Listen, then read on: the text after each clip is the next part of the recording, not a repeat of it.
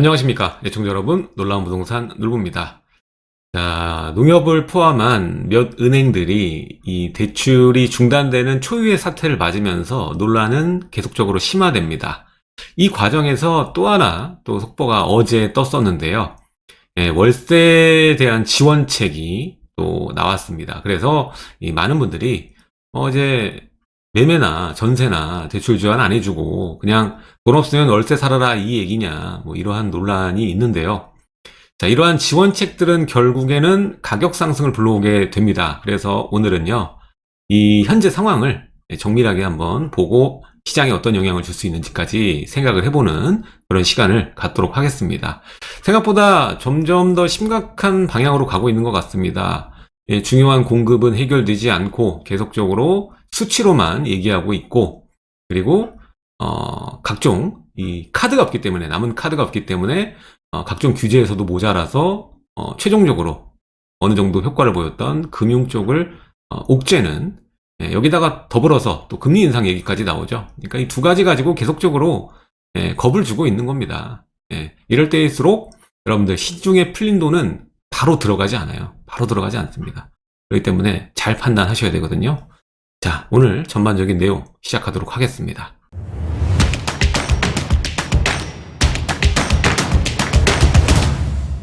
자, 일단 기사에서 보면은 이 주담대 뿐만 아니라 전세, 뭐 부동산 관련 대출의 중단과 이 월세 지원책하고 좀 연결짓는 부분이 있는데, 사실 이 부분은 따로따로라고 보시면 되겠어요. 그냥 말대로, 정말 기사대로 돈 없으면 월세 살아라, 이런 건 좀 아니라는 거죠. 다만 전체적으로 아웃라인으로 봤을 때는 확실히 이제 월세로 전환되는 수도 많아지고 수요가 많아지고 또 이런 지원책까지 더불어서 합쳐지게 되면은 아무래도 월세 가격에 영향을 줄 수밖에 없습니다. 그래서 이런 부분들을 우리가 정확하게 판단하고 하루라도 빨리 먼저 여러분들이 결정을 해야 된다는 겁니다. 실행을 해야 되는 거예요. 결국에는 또 1년 지나고 후회합니다. 네. 자, 농협 등 일부 은행, 우리은행, 뭐 SCL은행, 부동산 관련 대출이 좀 중단됐죠. 몇 상품들 중단됐고, 이런 대출 중단은 사실 사상 초유의 사태이기 때문에 다 깜짝 놀라신 분들이 굉장히 많았어요. 그래서 논란이 굉장히 심화되었고, 뭐 일부 영상에서는 뭐 그 후에 있는 내용까지는 다루지 않았는데, 아무튼 내년에 나옵니다. 너무 겁먹으실 필요는 없는 거예요. 자, 근데 우리가 하나 맹점으로 봐야 되는 거는, 이게 4월부터 가계대출 관리 방안이 나왔었고 그에 대한 것들이 계속적으로 대출에 관한 것들이 옥죄어지고 있는 것은 사실입니다. 결국 일괄적으로 이 부동산 대출 통제를 하고 있는 것이고, 이러한 사례는 역대 처음이죠. 대출 통제하면 사지 말라는 뜻이에요. 그냥 아주 간단하게 얘기해서 대출을 안 해주는 거죠. 사지 말라고. 근데 이런 사태가 발생되면은 지금 계약을 하려고 하셨던 분들은 혼란에 빠질 수밖에 없는 것이죠.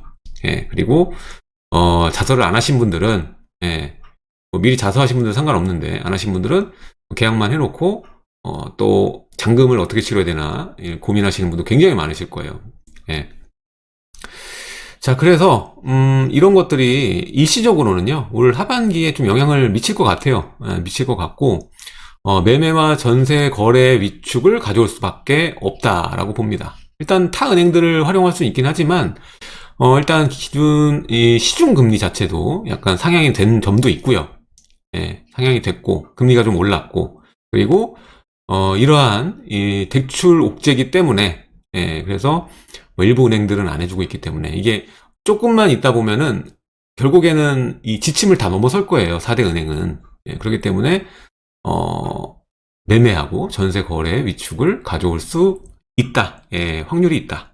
자, 그리고 그 이후에 보시게 되면 전세 대출 막히면은 방법은 뭡니까? 살긴 살아야 될 거 아니에요. 그렇죠? 길바닥에 있을 수는 없으니까.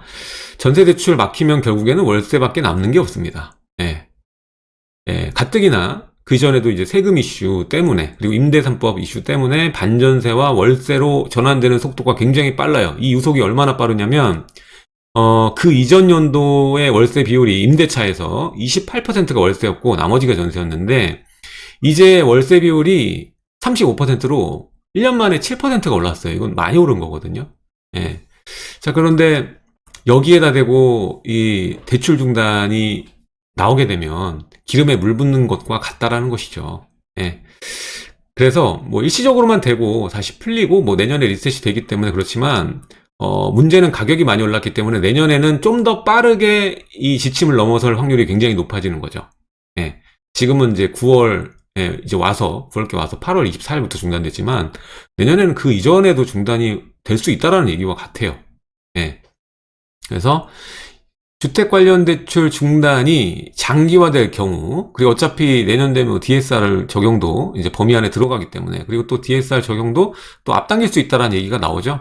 그렇게 되면은 뭐 중단 플러스 뭐 낮추는 거죠. 예, 축소가 되는 거예요. 그래서 중단 및 축소. 예, 이게 장기화될 경우 결국에는 매매와 전세 거래 그 수는, 거래량은 더 빠르게 줄어들 수밖에 없습니다. 예. 거래량이 줄어든다고 해서 가격이 낮아지면 모르겠는데 그런 상황이 아니죠. 공급은 지금 안 되고 있기 때문에, 해소가 안 되기 때문에 계속 막혀 있어요. 예, 경화되어 있기 때문에 이게 뚫려야만 가격의 조정 내지 하락을 가져올 수 있습니다. 근데 이러한 대출에 대한 중단과 축소는 일시적인 효과를 거둘 수밖에 없고, 결국 시장은 적응하고 자본은 돌기 때문에 그 자본이 다시 들어올 수밖에 없는 그런 구조입니다. 자, 결국에는 이 전세가 처음 임대입법 나왔을 때, 초반에 난리 났을 때 이거를 정부에서 잡는다고 했었잖아요. 호언장담했었죠. 전세 잡는다고. 그래 놓고 이제 빌라 매입하고, 그리고 호텔 상가 뭐 다시 주택으로 쓸 수 있게끔 하고, 이게 미봉책이었어요. 미봉책. 결국에는 못 잡고 청년층 무이자 월세 대출 제시하고, 또 임대주택 많이 짓겠다고 얘기하고, 이게 다예요. 자, 그래서 이게 청년층 무이자 월세 대출이 없다가 바로 생겨난 게 아니라, 이 연소득 지원, 이 연소득 이 제한이 있잖아요. 연소득이 원래 2천만 원이었는데 5천만 원으로 상향시켜 준 거예요. 연소득 2천만 원 정도일 때는 이거를 지원받을 수 있는 대상이 얼마 안 됐지만, 이제 연소득을 5천만 원으로 하면 굉장히 많은 수의 청년 대상자들, 그러니까 34세까지죠. 다 지원받을 수 있다라는 거예요. 거의 다 지원받을 수 있다.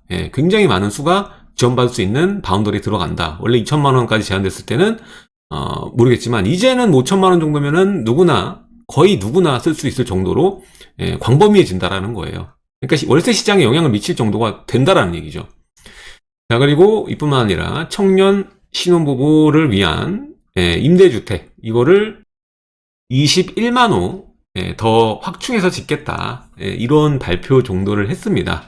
자, 결국에는 이 내 집 마련 지원을 확충하는 게 아니라, 이 월세로 거주하는 것을 더 지원하고, 그리고 뭐 임대주택에 저렴한 가격에 사는 것을 지원해주는 정도만 지원해준다라는 것이 맹점이겠죠. 그래서 플러스에서 좀 얘기 드리면, 중소기업 취업 청년 전세자금 대출이 있잖아요. 이게 금리 굉장히 싼 상품인데, 이거를 쓸 수 있는 분들은 굉장히 적죠, 사실. 중소기업 인정해주는 회사에 또 취업한 청년이어야 되니까. 자, 근데 이것도 이제 23년까지 연장을 합니다. 이거는 뭐 범위 안에 들어가니까, 통제가 가능하니까요. 수가 많지 않으니까. 그래서 23년까지 연장하는 것으로, 지금 월세 지원, 그리고 임대주택 공급, 그리고 대출 지원, 뭐 이런 것들이 들어간다, 이렇게 알고 계시면 될 것 같습니다. 특히 이제 젊으신 분들, 뭐 34세 이전에 들어가시는 분들은 아시면 나쁘지 않을 거예요. 초반에 활용할 수 있는 지원책이기 때문에, 지원할 수 있는 자격이 되시는, 요건이 되시는 분은 당연히 이게 사용을 하시는 게 훨씬 이득이라는 점 알려드리고 싶습니다. 자, 그럼 이런 것들이 시장에 어떠한 영향을 줄까, 시장 효과를 생각해 보면요, 우리가 이전의 사례들을 다 한번 생각을 해보자고요. 지원책이 나올 때마다 해당 사업지의 가격은 다 올라갔습니다. 일단 민간 임대사업자 지원책이 나왔을 때 너도 나도 임대사업자 등록을 했고요. 그러는 상황에 여러 가지 지원책들이 들어갔죠. 그래서 가장 컸던 게 이제 양도세 중과, 그리고 종부세, 합산 배제, 뭐 이런 것들의 혜택이 워낙 강력했기 때문에, 이런 지원 정책은 결국에는 이 지원 정책을 받을 수요자들이 늘어나기 때문에 결국에는 그런 수요 경쟁으로 인해 가격이 올라갈 수밖에 없게 만듭니다. 그래서 임대사업자도 그렇고, 뭐 LTV 상향도 마찬가지예요. 이제 원래 60%였다가 70%로 상향을 했잖아요. 예, 그때 박정부 때. 그랬을 때 초반에는 별 영향이 없다가 이게 불타오르는 시기가, 이것도 시간이 좀 걸리긴 했습니다만 결국 가격을 올리는데 굉장히 큰 영향을 했습니다. LTV를 10% 상향했을 때 바로 불붙은 건 아니에요, 여러분들. 바로 불붙은 게 아니라 거의 뭐 1년에서 2년 정도 있다가 이게 불이 붙었거든요. 예. 그때만 하더라도 뭐 집값이 크게 올라간 시절이 아니고 하다가 양수수 중과 들어가고 이게 급격하게 상승했거든요. 그 이전에는 수준밖에 안 됐어요. 2016년까지도 그렇게 눈에 띄는 상승은 아니었고 17년 들어오면서부터 지금 상승이 이제 심상치 않기 시작했는데, 네, 어쨌든 거기에 큰 일조를 한 것이 이제 LTV 상향이 있었고, 이제 18년 들어오면서 양도세 중과와 임대사업자가 아주 큰 가격 상승의 작용점이 되었죠. 예. 자, 아무튼 지원 정책은 해당 사업 단지와 해당 사업 주체의 가격을 올려놓는다. 예, 이거는 불변의 진리고요. 자, 이번에 월세 지원이 바운더리가 5천만 원으로 다 들어가다 보니까 웬만한 분들은 이제 지원 자격이 되는 상황이 굉장히 만들어지는 거죠. 연출이 되는 거지. 예, 그러다 보니까 월세 대출 지원 시 기본 월세 시세의 영향을 상향시키는 그런 영향을 만들 수밖에 없다. 예, 이게 가속화될 수밖에 없다라고 생각이 됩니다. 그래서 월세 대출 지원이 들어갈 시 이제 해당 그 지원 요건은 뭐 월세 얼마까지 뭐 이렇게 해서 그냥 저 정도 월세만 지원되니까 다른 시장에 영향은 주지 않겠지 뭐 이 정도만 생각하시는 분들이 많을 텐데, 이렇게 기본 지역 원룸까지의 월세가 올라가잖아요. 원룸이 올라가면 투룸이 올라가고요. 투룸이 올라가면 쓰리룸 올라가고, 쓰리룸 올라가면은 아파트까지 월세 다 올라갑니다. 결국에는 작은 돌멩이가 큰 파도를 만들게 되는 거거든요. 특히 매매 시장도 마찬가지고요. 그래서 월세 올라가면 결국 전세 올라가고, 전세 올라가면은 매매 올라가는 거예요. 예. 그래서 이런 대출 지원이 들어가게 되면은 결국 기본 가격의 상향을 가져옵니다. 예. 그래서 결론적으로 봤을 때 주거비 인플레이션의 속도를 올리는, 안 그래도 주거비 인플레이션 진행되고 있는데 어차피 지금 전세 매매로 못 들어가는 분은 월세 선택할 수밖에 없는 상황이잖아요, 지금. 근데 거기다가 월세 지원까지 해주게 되면은 앞으로 쳐지고 뒤로 밀어주고 이렇게 되기 때문에 속도가 굉장히 빨라질 것이다. 네, 이렇게 예상을 해볼 수가 있습니다. 아무튼 내년에 이제 시장의 영향이 어떻게 이루어질지 모르겠습니다만, 당연히 이 지원 정책이, 월세 지원 정책이 있다고 해서 당장간에 월세가 크게 올라간다, 뭐 이건 아닙니다. 하지만 하나의 요소임은 분명하다. 이 얘기를 드리고 싶습니다. 자, 오늘은 기사에 뭐 돈 없으면 월세 살아라 너무 극단적으로 얘기를 하고 있는데, 사실 이거와 이거는 좀 분리해서 봐야 되는 부분이 있고, 시각을 좀 달리해야 된다라는 게 있고, 이거는 없던 게 바로 생긴 게 아니라 원래 있던 게 상향된 것이다, 기준이 상향된 것이다 라고 좀 얘기를 드리고 싶습니다. 아무튼 간에 시장에 영향을 줄 수 있는 요소임은 분명하다, 이렇게 정리를 하면서 오늘 내용 마무리를 짓도록 할 텐데, 자, 표를 한번 보여드릴게요. 자, 이게 청년보증부 월세대출 개선 사항인데, 만 19세에서 34세 무주택 세대주, 이 요건은 그대로 가는 거고요. 기존에 이제 신청 자격이 연소득 2천만 원 이하였는데 이게 연소득 5천만 원 이하로 바뀌니까 웬만한 청년층에게는 요건에 다 올라오게 되는 그러한 조건이 되는 것이고, 또 임차보증금 같은 경우 5천만 원 이하, 임차보증금 5천만 원 이하는 동일하게 가고요. 이제 월세 60만 원 이하 주택에서 10만 원 상향돼서 월세금 70만 원 이하의 주택입니다. 이런 요건 때문에 뭐 70만 원 이하 주택만 지원해 주는 거니까 시장 영향은 별로 없겠지라고 생각하시는데, 이건 천만의 말씀이라는 거예요. 천만의 말씀입니다.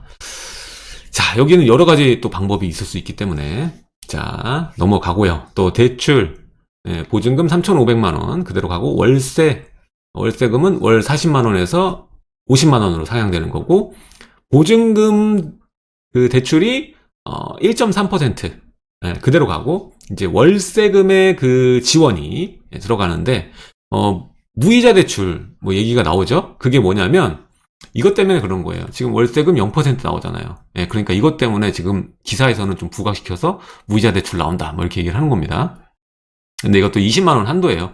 20만 원 초과분에 대해서는 1% 적용을 하는 겁니다. 그래서 기존에는 1% 적용하던 것을 또 20만 원까지는 지원해 주는 거니까, 안 그래도 무이자 대출 부분이 있는 것이죠. 그러니까 요것들을 정확히 인지하시고, 이런 것들 때문에 월세가 그래도 한 10만원, 20만원 더 올라가겠구나. 20만원 무이자면 20만원만큼 더 배팅이 가능한 거예요. 내는 돈 그대로 해서 20만원 배팅이 더 가능한 거야. 그쵸? 그러다 보니까 이 과정에서 월세 가격의 상향은 반드시 있을 겁니다. 예.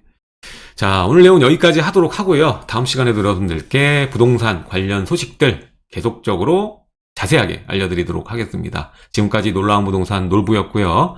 예, 하단에 좋아요와 구독하기, 그리고 멤버십 가입 하단 첫 번째 댓글 누르시면 놀라운 부동산 블로그 이웃 신청해 주시면 감사드리겠습니다.